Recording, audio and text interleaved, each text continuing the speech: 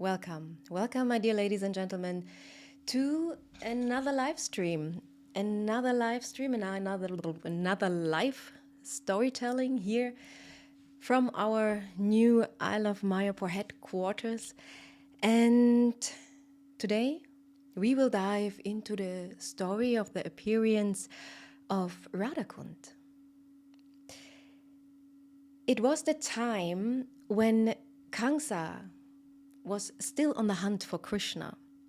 You may be familiar with the fact that when Kamsa's sister got married, Kamsa heard a prediction from the sky that the eighth son of Devaki, his sister, would be the cause of Kamsa's death. So Kamsa was a very demonic person, and he wanted to prevent that, and he tried everything to get rid of this eighth child. This eighth child was Krishna, of course, but somehow Krishna got rescued as Kamsa wanted to kill him as a newborn, and Krishna, was brought to Vrindavan to live with Nanda Maharaj and Mother Yashoda.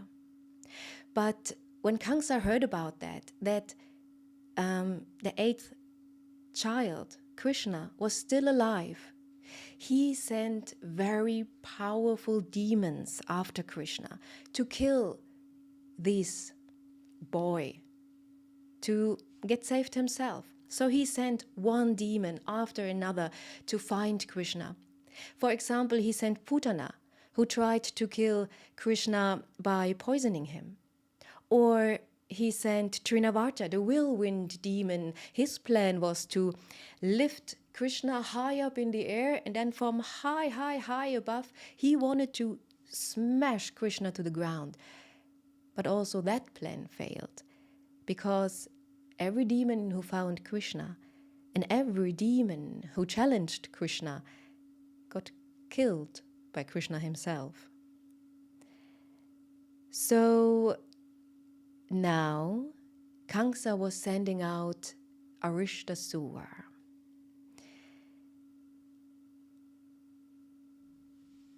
It was evening. The sun was about to set. It was a full moon day, and Arishta was on his way to Vrindavan. Arishta came in the form of a bull. He came in the form of a majestic, ginormous, gigantic bull. And on his way to Vrindavan, he was running zigzag, here and there and ziggy-zaggy through towns and villages to reach Vrindavan. He came in the form of a bull with this gigantic body. He also had an enormous hump on his back. This hump was so huge that it touched the clouds. So there was always like a cloud hovering over him, like on mountain ranges.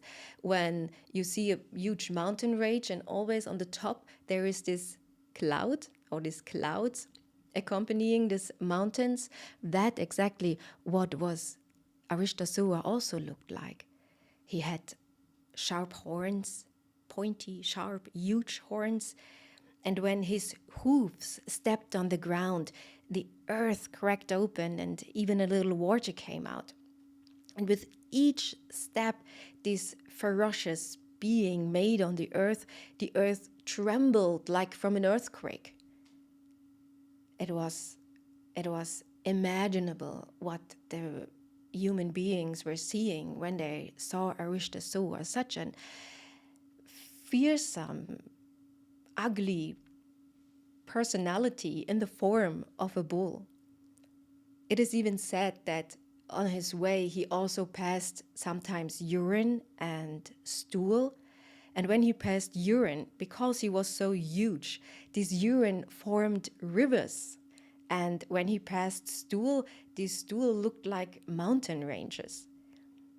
On his way, he also roared ferociously, and this roaring was so piercing that everyone who heard this roar, he became frightened like anything.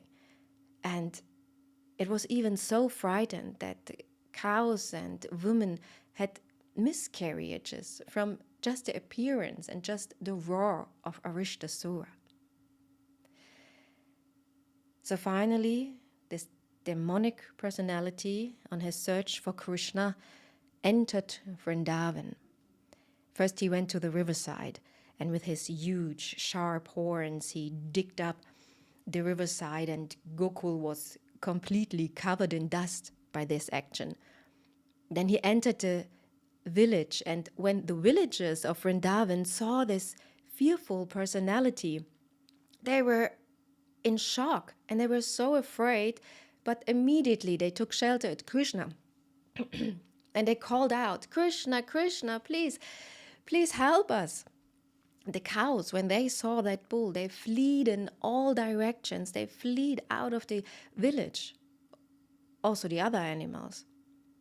And when Krishna saw that his friends, that his village friends were so afraid and that his cows were fleeing, he appeared before him like he was never gone before. So he appeared before the cows and the villagers, and he said, hey, don't be afraid.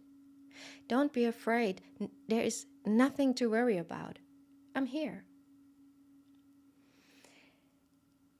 You have to understand, my dear ladies and gentlemen, that this form, Aristasura came in as a bull. Usually the form of a cow, the cow is the emblem of Dharma, it's the emblem of compassion and goodness. But Arishtasura, he came in the form of a bull with the most evil and destructive purpose. He wanted to kill Krishna. He wanted to destroy God with all his servants and friends and relatives. So it's a very destructive person. That's why Aristasura is also seen as adharma personified, or very hypocritic. He just takes the form of something religious, like a cow, but acts in a complete other way, very hypocritic. So now Aristasura entered the village. He came closer to Krishna. This ferocious bull looked at Krishna, but Krishna was not afraid. He was very relaxed, and he kind of had a challenging look on his face. You have to imagine, at that time, Krishna had the body of a 10-year-old boy. So there was this 10-year-old boy with a challenging look, looking at this ferocious, huge, mountain-like bull demon. And Krishna then said words like, "Why are you frightening the inhabitants of Vrindavan? If you come to challenge me, I'm ready to fight. And by the way, you are such a fool to come here, because I am here. And I am here to punish beings like you."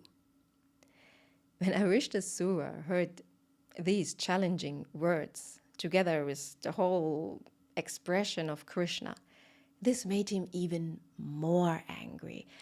And he proceeded towards Krishna. He was digging the hooves with his, digging the earth with his hooves, and he lifted his tail, and he had reddish, angry eyes.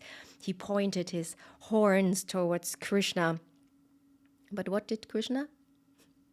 He just very relaxed, put a hand on the shoulder of a friend who was standing next to him. So he very relaxed, put a hand over his shoulder, over his friend's shoulder, and he started to laugh. He was laughing at Aristasura like anything.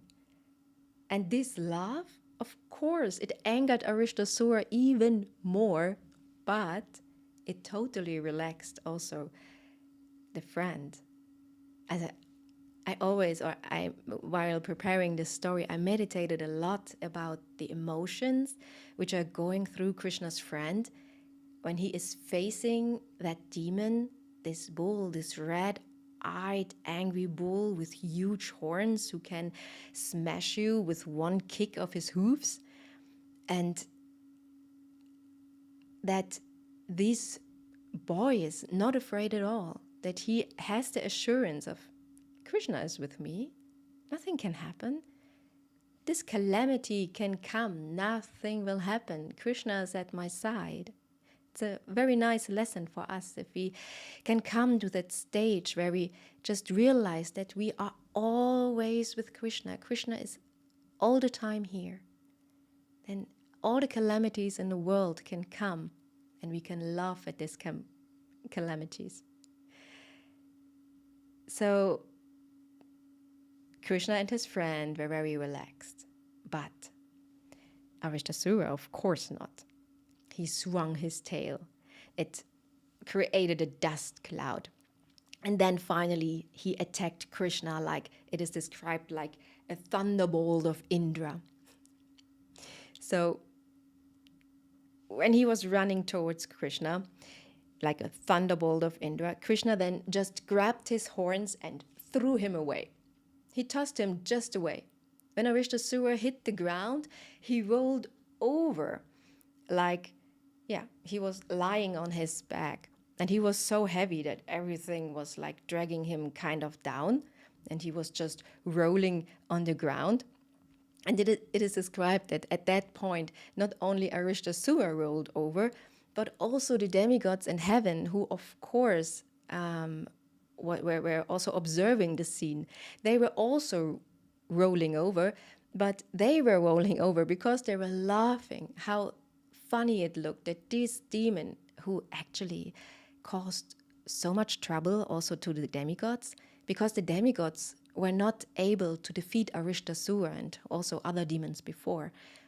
Kamsa actually had, with the help of these powerful demons, he was even able to steal Indra's throne and put it to Mathura in his own palace. So the demigods couldn't do anything against these powerful demons. But here, this little Krishna with his 10-year-old body, he just smashed Aristasura on the ground so that he was kind of helpless for a moment, lying on his back.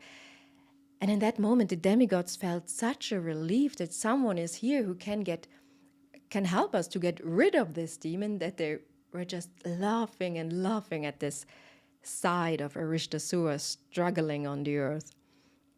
So when Aristasura was lying on his back, of course, he was not laughing. He was ashamed and finally could manage to get up again. Of course, even more angry. And he gathered the courage and attacked one more with great force, with great anger. He breathed heavily. But when he attacked once more, Krishna caught his horns and then he swung it around. He swung Aristasura around and around and then whoosh, smashed him on the ground. Then his horns broke also. Some description described that he then even did some other horrible things with this horn in Aristasura, but he grabbed him, the horns were broken on the ground, and then it is also described that Krishna began to kick the life out of Aristasura's body. And it was like he was kicking a wet cloth on the ground. He was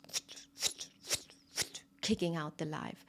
And with these kicks, all the sins of Aristasura were leaving his body in form of stool and urine. Blood came out of his mouth. He got purified, that all the sins now coming out.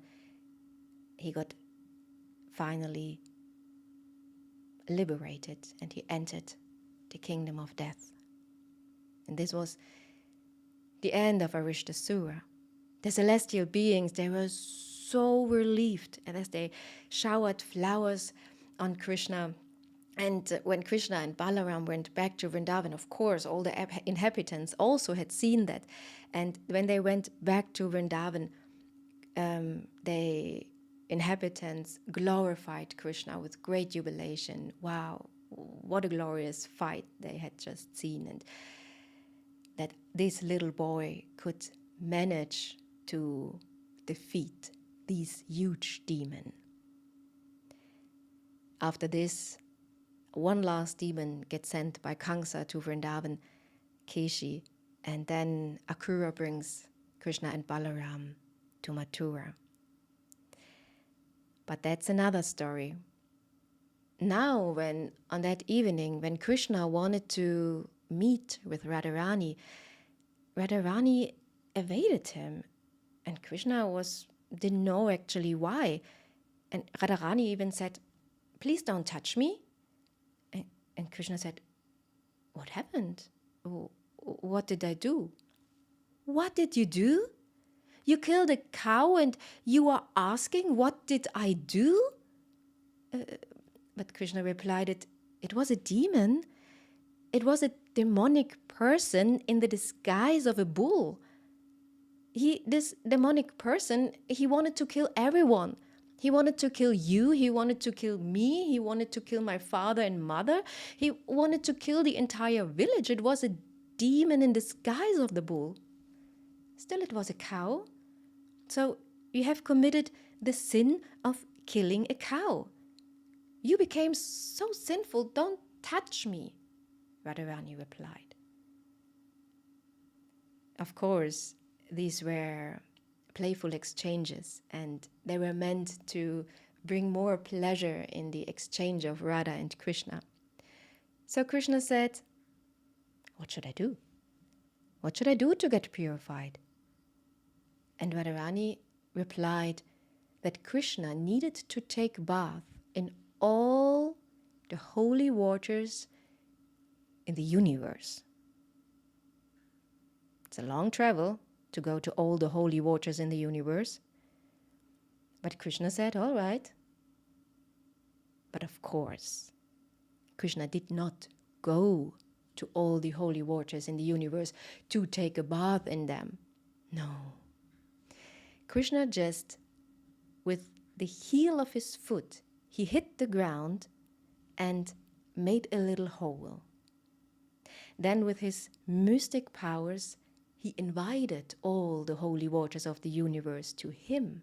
So all waters came to him, and Krishna asked them to please fill that hole with their waters, what they of course did. So all the waters went into this little hole, and Krishna took a bath in it. And this was the creation of Kund. So Krishna had taken now a bath in all the holy rivers of the universe. And now he said, I'm pure now. Actually, Krishna is the one who purifies everything. But for the exchange of for the exchange with Radharani, he said, I'm pure now. But what about you? You sided with a demon. I think you also need to take bath in my waters, that you get purified now. But Radharani said, I'm not bathing in a pond that is the result of killing a bull. I will make my own pond. And then Radha and her friends started to work on Radhakunda. Actually, they took as a base the form of a hoof print of Aristasura. You know, he was huge, like we just heard. So his footprint was also very huge. They took this footprint as a base, and they started with their hands to dig out this footprint. Some of the gopis, they took bangles that they could dig better. So they started to dig and to dig and to dig. It was really hard labor for them. I mean, Krishna, he just did it with a kick, yeah? But Radharani and her friends, they were like really working hard here. Finally, when the hole was big enough, they were forming a line to Manasi Ganga and were passing buckets from Manasi Ganga to the pond to fill the pond with all the water. Again, heavy, heavy labor. They didn't give up. They were sweating. It was a long work. They didn't give up. They really wanted to do this on their own. They didn't want to just to take bath in Krishna's pond. They could do it themselves, and they did it. They were working on it. Bucket by bucket, bucket by bucket, they were bringing to the pond. Krishna then had a little pity with them, because you can imagine how long it takes to fill a river with a pond with buckets, and the way was also not next 3 steps. They had to walk longer, so it was really like it took a long time. Finally, Krishna had pity with them, and he signaled to the personalities who came before to him, the holy water personalities, signaled to go in front of Radharani. And they did. With pleated palms, they were standing in front of Radharani. And they praised Radharani like anything. They praised that Radharani could conquer with her devotion Krishna, and that her love is the source of all love, and that Radharani's blessing is the ultimate goal of life, and that they were so happy to be in front of her. And then they ask, please, my dear Srimati Radharani, we have one desire. Would you please fulfill us this desire? And they were even shedding tears out of humility because they were standing in front of Radharani. They could understand her position, and they also could see her hard labor. So they were standing, pleading in front of Radharani for one desire. And Radharani asked, what is your desire? And the holy water said, please, let us fill your pond. When the holy waters said that, Krishna smiled. Radharani saw that Krishna smiled, and she agreed. And so all the holy waters arose and took themselves, filled the pond with their holy waters. And this was the creation of Radhakund. Krishna then told Srimati Radharani that there is no place in the whole universe more dear than this bathing place of Radharani. And anyone who comes to these holy waters, anyone who comes to Radharani, will get Radharani's love, and he will be able to conquer Krishna. So these are the blessings we even get today. When we go today, tomorrow, anytime soon, to Radharani's bathing place, to Radhakund, we get the blessings that we will get the love of Radharani, and that we be able one time to conquer Krishna. Radharani then also said some pacifying words to Krishna, that Radharani, of course, will also bathe in Shyam Kund, and that she doesn't care how many Aristasuras Krishna might have killed. So in this way, they had a loving exchange, bathing in each other's pond, and had really, really loving exchanges on that place.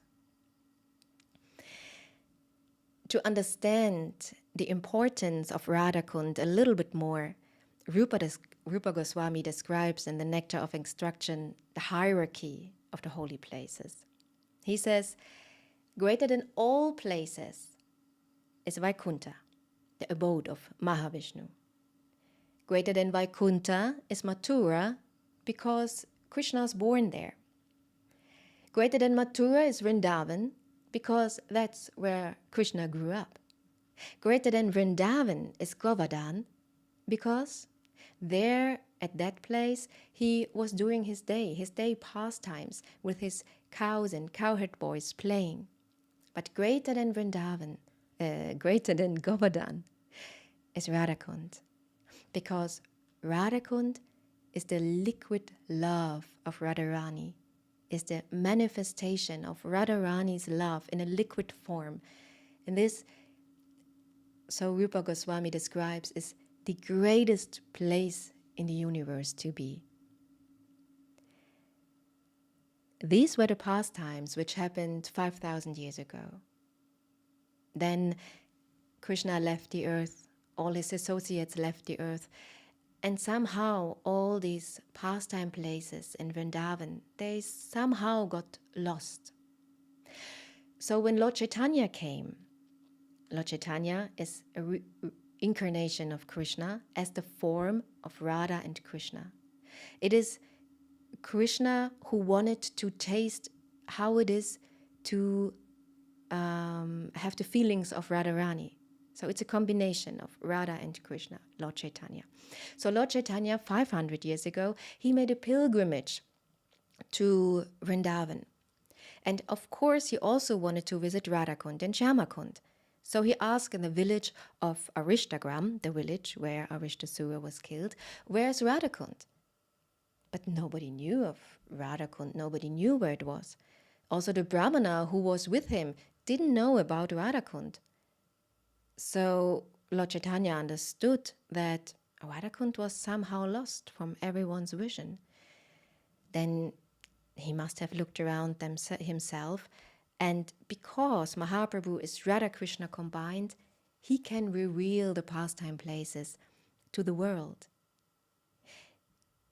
When he found Radhakund, his body showed signs of goosebumps, of transcendental ecstasy.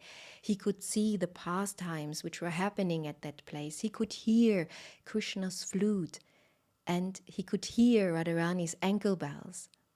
So Mahaprabhu came to a pond which at that time were actually just a paddy field.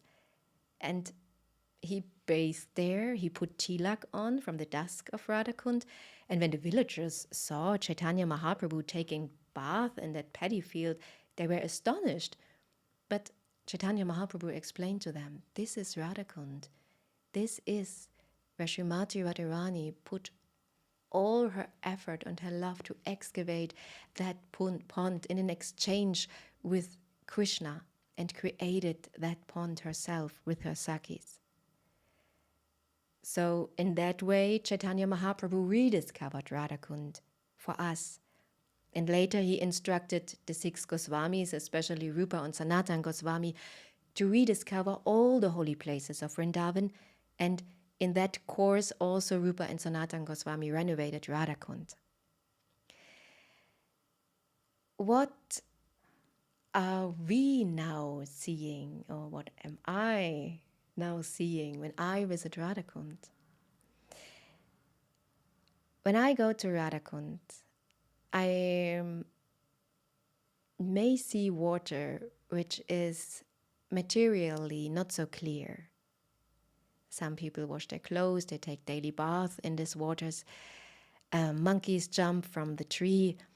Also, like now in Kartik time, a lot of pujas are taking place daily. So they pour also milk in this water.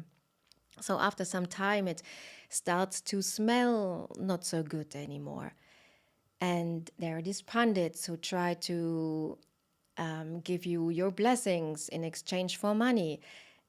But this is my material view of Radhakund. And still bathing in Radhakund and taking a dip there will give all these blessings, will give the blessings of Radharani's love, and that we can conquer Krishna. But to get the actual vision how Radhakund looks like, we can get that actual vision from the descriptions of the acharyas. For example, from the descriptions of acharyas like Srila Raghunathas Goswami. He was one of the 6 Goswamis from Lord Chaitanya Mahaprabhu, and for 45 years he lived at the banks of Radhakund. He did daily bhajan at Radhakund. He never left Radhakund. His life was there, and he cried intensely on Radhakund. He wrote some of his realizations down. We can read today. And also he wrote down what he was seeing when he was chanting Harinam at Radhakund. So in that way, we can have a real vision what Radhakund is, and what, with all the blessings in the world, we may achieve one day to see as well. So Rupa Goswami, when he was chanting Harinam at Radhakund, he saw jeweled staircases. He saw a lot of trees, beautiful, lush trees, green trees, banyan trees. Radhakund was surrounded by flower plants and creepers. And he saw also a swing, jeweled, bedecked swing, a swing which was also decorated by flower garlands. On that swing were Radha and Krishna. They were pushed by Sakis, and of course Krishna had a beautiful flower garland around his neck. A breeze, a soft, gentle breeze were flowing through the air. Wonderful lotus scent were smelled everywhere. And Raghunath Das Goswami, he could not just see Krishna and Radharani, he also could see all the Sakis, which were helping Radha and Krishna increasing their exchanges. For example, he saw Indulekha making on the banks of Radhakund fresh flower jewelry. Indulekha, he made flower earrings. She made flower earrings. She made flower ankle belts, flower waist belts, flower necklaces for Radha and Krishna. When she finished, she offered it for Radha and Krishna at the banks of Radhakund. Champatalaka was cooking delicious meals for Radha and Krishna. Chitra, the painter, she was painting very nicely how Radha and Krishna were sitting on the swing and enjoying their swing pastime. And when she finished, she showed it to Radha and Krishna, still sitting on the swing. This is how you look while you are swinging. And Radharani was so happy, she took the painting from Chitra and gave her in exchange a garland from her. So very wonderful exchanges with the gopis still happen today there at Radhakund. Vishaka, for example, she is singing, another gopi friend of Radharani, she's singing beautiful ragas. Another gopi is holding a canopy, like an umbrella over Radha and Krishna, that they're in the shade.